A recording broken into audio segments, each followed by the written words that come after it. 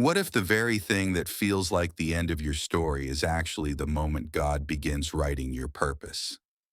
When you think about Joseph, have you ever asked yourself why God would allow someone chosen, favored, and anointed to walk through betrayal so deep it came from his own blood? Joseph's journey is the perfect reminder that God often works in ways that feel backward before they make sense forward. Imagine being 17, full of dreams, and suddenly thrown into a pit by the very brothers who were supposed to protect you. So tell me, which part of Joseph's early story hits closest to home for you? Joseph didn't know that one act of betrayal would set him on a path that would save nations. But here's a little-known fact. In ancient times, the Ishmaelite caravans that Joseph was sold to were known for transporting rare goods to Egypt quickly, meaning that what his brothers intended for slow destruction actually put him on an accelerated route to the exact place God needed him. Isn't it wild how God can turn evil intentions into divine transportation? Once in Egypt, Joseph was sold to Potiphar, where he rose to the top because favor doesn't disappear just because your environment changes. It follows the obedient. But even then, Joseph was falsely accused and thrown into prison, and I want you to notice something powerful. Every time Joseph was demoted by people, he was being promoted by God. Sometimes the places that feel like punishment are actually preparation rooms where God refines your character to match the calling you haven't stepped into yet. While in prison, Joseph interprets dreams because even in the darkest places, your God-given gifts still work. And that gifting becomes the key to his freedom. Pharaoh has a dream no one can interpret. Joseph is remembered, and in a single conversation he goes from prisoner to prime minister. Think about that.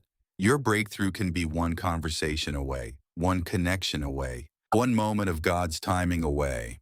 Joseph becomes second in command over all Egypt, not because the journey was easy, but because he remained faithful in every season. Pit, slavery, prison, palace. Here's something many people miss. During the 7 years of abundance, Joseph didn't just store grain. Scholars suggest he created one of the earliest known large-scale agricultural systems, meaning God didn't just elevate him.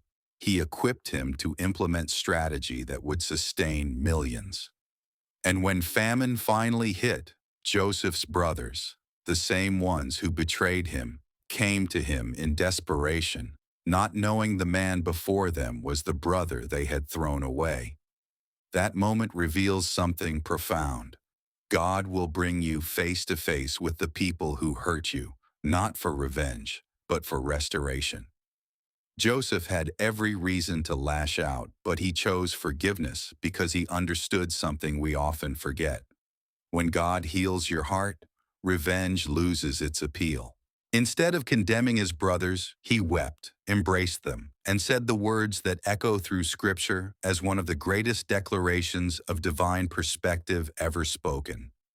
You meant it for evil, but God meant it for good. If you look closely, Joseph's whole story proves that every setback was secretly an alignment. The pit positioned him, the caravan transported him, Potiphar's house trained him, the prison shaped him, and the palace revealed him. And maybe that's what someone needs to hear right now. You are not behind, you are being positioned. God is not late, he is strategic. Joseph teaches us that sometimes God's plan feels like chaos until you reach the part of the story where everything clicks. So let me ask you again, which part of Joseph's journey is God highlighting to your heart today? Because your current struggle might be the very path that leads to the fulfillment of your calling. And if you want more faith-building scripts that help you see God's hand in your own story, follow me for more.